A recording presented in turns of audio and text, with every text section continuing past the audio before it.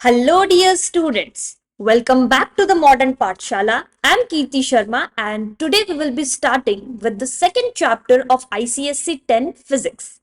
So, बच्चों आज हम स्टार्ट करने वाले हैं second chapter that is work power and energy. तो बच्चों इस चैप्टर को मैंने दो पार्ट्स में डिवाइड किया है। फर्स्ट चैप्टर में हम वर्क पावर एंड एनर्जी की जो सारी बेसिक कॉन्सेप्ट्स है उनको समझेंगे and second part of the chapter में हम लोग कंजर्वेशन ऑफ एनर्जी एंड उससे रिलेटेड जो भी डेरिवेशंस वगैरह है उसको कवर करेंगे। So let's start with the chapter. तो बच्चों आपने जूनियर क्लासेस में भी वर्क के बारे में पढ़ा हुआ है।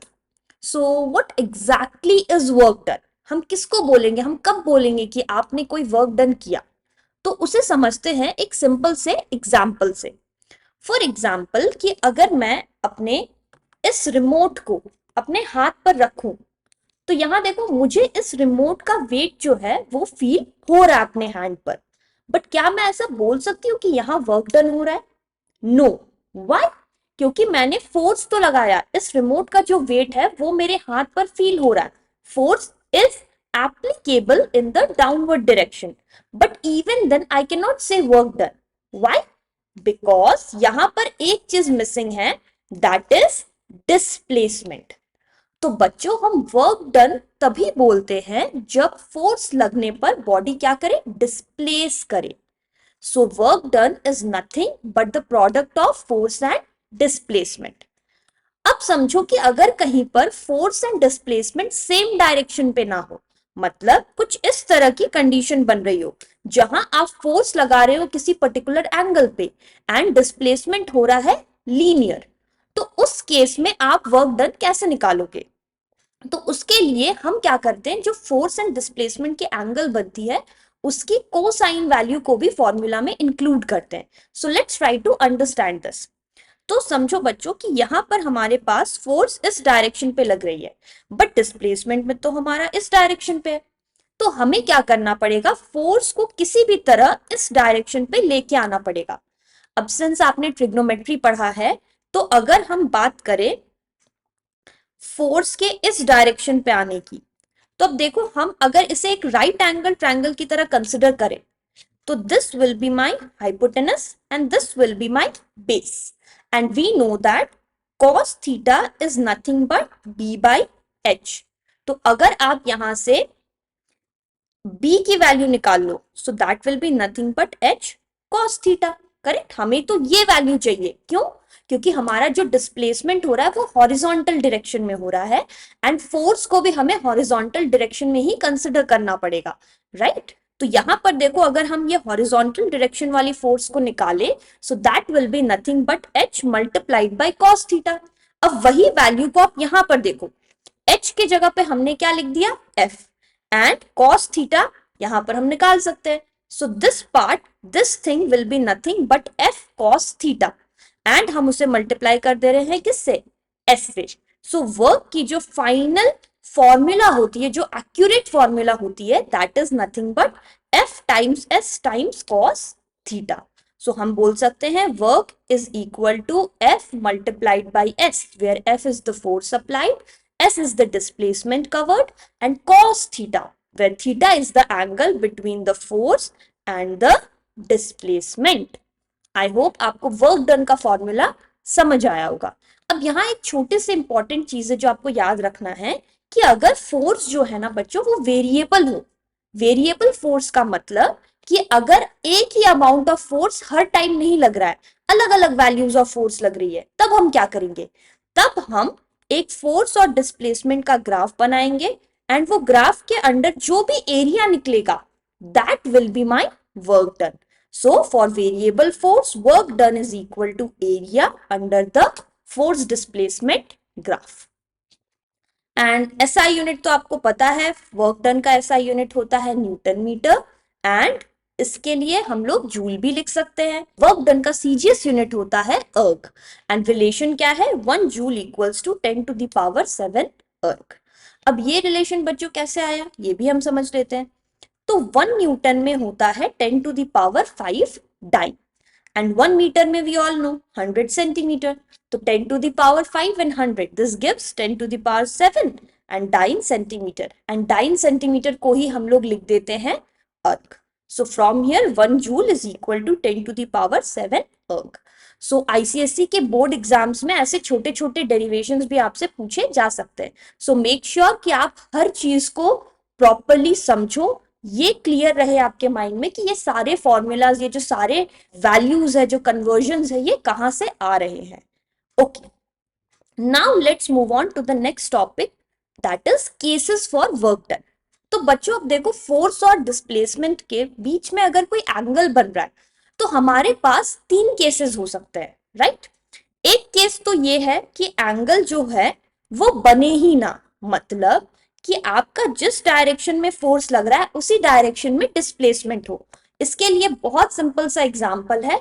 अगर ये रिमोट को मैं अपने हाथ पे रखूं एंड इस एंड से मैं फोर्स लगाऊं, तो आप देखना जिधर से मैं फोर्स लगाऊंगी उसी डायरेक्शन में मेरा रिमोट मूव कर रहा है.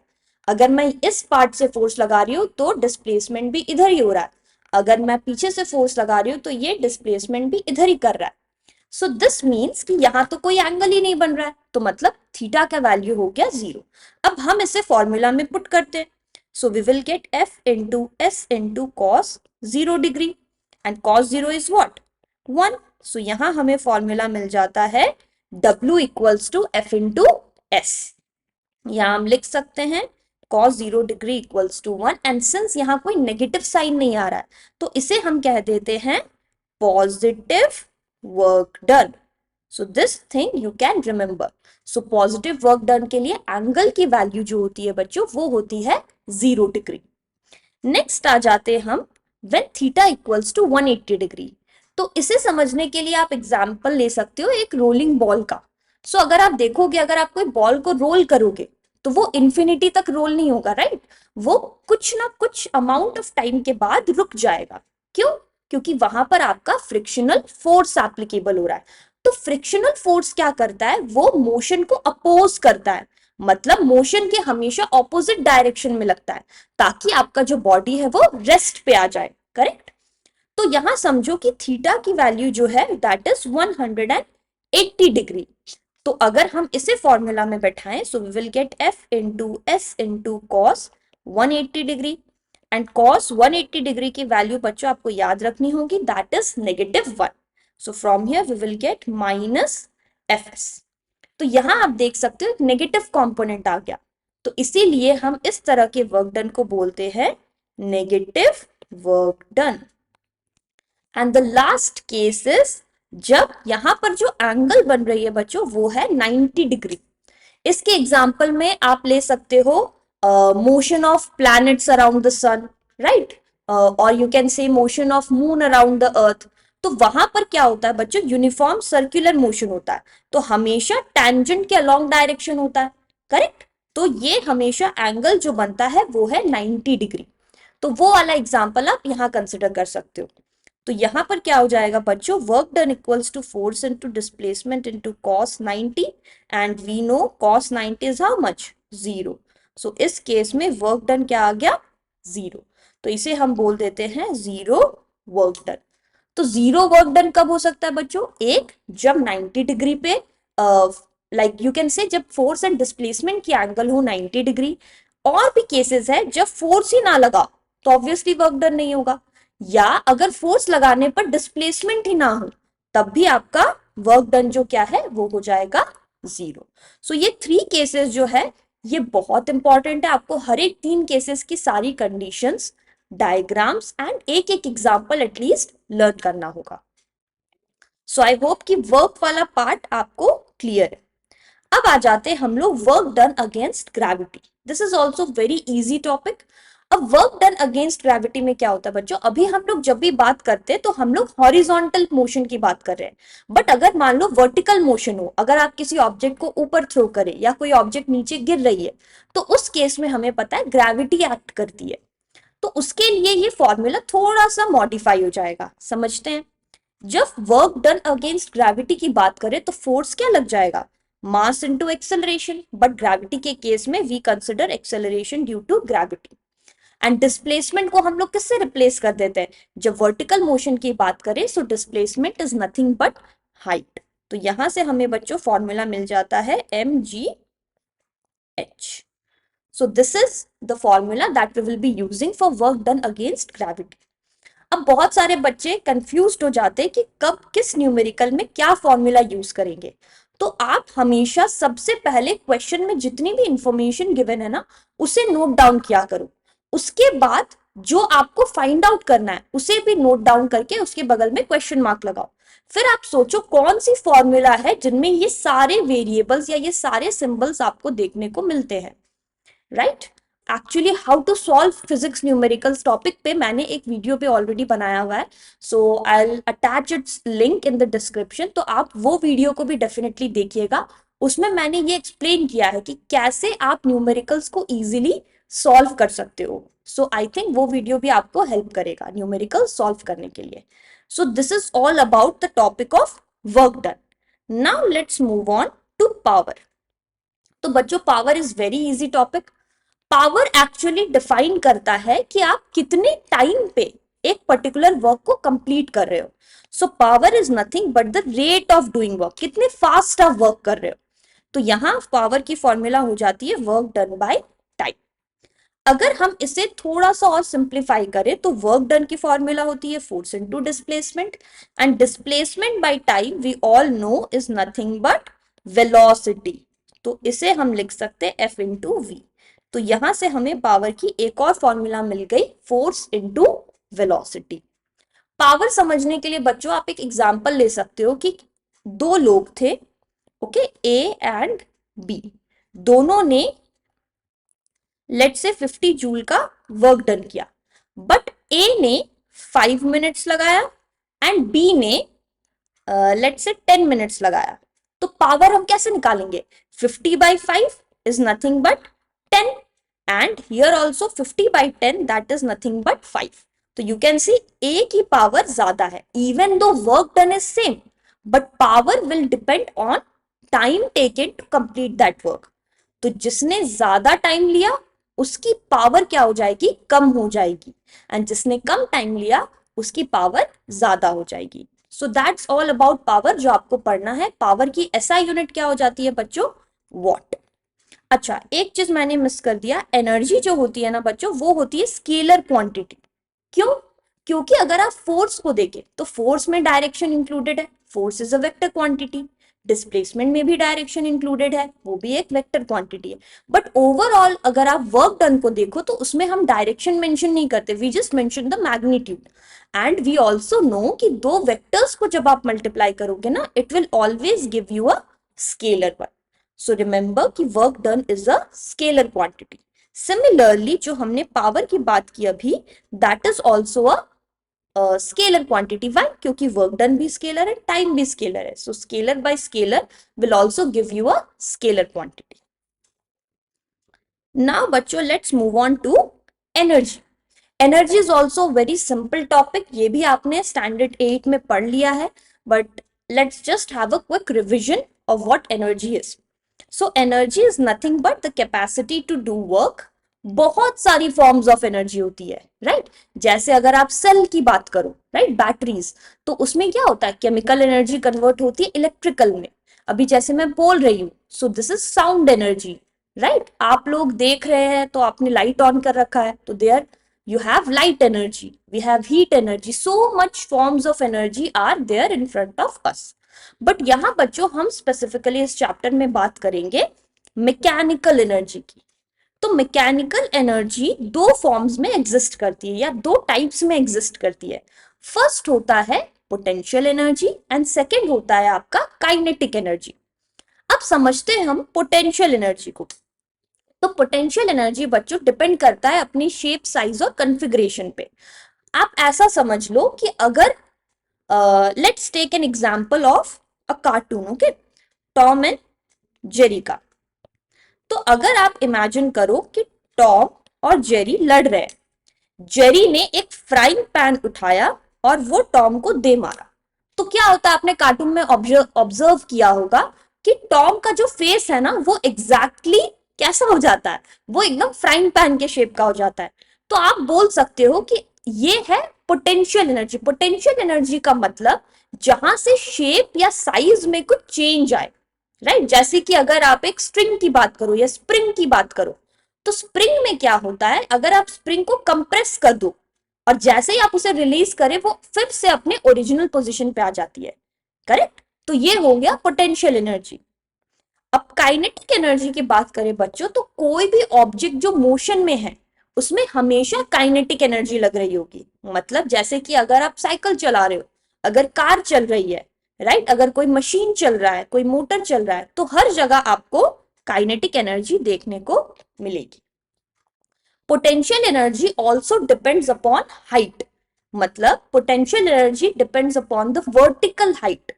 तो पोटेंशियल एनर्जी की फॉर्मूला बच्चों हो जाती है nothing but very similar to what we learn for work done against the gravity, that was mgh। And kinetic energy की फॉर्मूला हो जाती है हाफ mv²। तो ये दो formulas are very very important for you. And potential energy की formula कहां से आई, it's very similar to work done against the gravity, तो आप ये वहां से प्रैक्टिस कर सकते हो। काइनेटिक एनर्जी की फॉर्मूला की डेरिवेशन हम अभी सीखते हैं। आई होप कि आपको ये समझ आया होगा कि पोटेंशियल एंड काइनेटिक में डिफरेंस क्या है। याद रखना कि पोटेंशियल एनर्जी इज लाइक आपकी कितनी पोटेंशियल है, वही एनर्जी कन्वर्ट हो जाएगी किस पे, काइनेटिक एनर्जी में, राइट। तो let's understand the formula of kinetic energy and also understand it's derivation. तो हमने यहाँ पे बच्चों कंसिडर किया है कि कोई ऑब्जेक्ट है जिसकी मास है m एंड इसे हम थ्रो कर रहे हैं वर्टिकली अपवर्ड्स, मतलब नीचे से हम ऊपर की डायरेक्शन में फेंक रहे हैं विद अ वेलोसिटी v। तो अब आप सोचो कि कोई ऑब्जेक्ट अगर ऊपर जा रही है तो ग्रेविटी तो हमेशा डाउनवर्ड एक्ट करती है, तो यहाँ एक्सेलरेशन ड्यू टू ग्रेविटी की वैल्यू क्या हो जाएगी, -g। अब अगर हम third equation of motion use करें तो इसके हिसाब से v तो हमारा हो गया 0, u के जगह पे हमें पुट करना है v, क्यों, क्योंकि हमने इसकी इनिशियल वेलोसिटी को ही v माना है। एंड यहां से हो गया -2 एंड s के जगह पे हम लिख देते हैं h। So let's see, we will get -v² equals to -2gh और v² इक्वल्स टू 2gh। यहां से अगर हम h की वैल्यू फाइंड आउट कर ले, so we will get v² by 2g। अब बच्चों हम वर्क डन की फॉर्मूला लगाते हैं, work equals to force into displacement. Again vertical motion में फोर्स क्या हो जाता है, m इंटू जी, एंड यहां से हमारे पास s की वैल्यू क्या आ जाएगी, v² by 2g। So g and g cancels out and we are getting half mv²। तो ये चीज हमें बच्चों याद रखनी पड़ेगी, जब हम अपवर्ड मोशन की बात करें तो फाइनल वेलोसिटी 0 हो जाती है। इस केस में हमने इनिशियल वेलोसिटी को ही v कंसिडर किया है। So from here we are getting work done is equal to half mv²। तो यहां आप डायरेक्टली देख पा रहे हो कि kinetic energy depends on the velocity of the body, the square of the velocity of the body. It doesn't depend on gravity, it doesn't depend on height. So आपको ये डेरिवेशन प्रैक्टिस करना होगा, ये आपको एग्जाम में proof करने आ सकता है। अब इसी डेरिवेशन से रिलेटेड हमें एक और रिलेशनशिप डिराइव करने बोल सकता है, that is the relation between kinetic energy and momentum. तो बच्चों काइनेटिक एनर्जी हमें पता है हाफ mv² होती है। मोमेंटम क्या होता है, momentum is nothing but equal to mass into velocity. तो हम यहाँ इक्वेशन 1 में दोनों तरफ m मल्टीप्लाई करते हैं। तो ऑलरेडी हमारे पास था kinetic energy equals to half mv², हमने m मल्टीप्लाई कर दिया, so we are getting kinetic energy into mass equals half m² v²। तो अगर अब हम इसे थोड़ा सा और सिंप्लीफाई करें, सो we will gate m² v² के जगह हम लिख सकते हैं p²। So we will get p² equals to 2 को इधर भेज देते हैं, 2 times kinetic energy into mass, और p equals to √2 into kinetic energy into mass.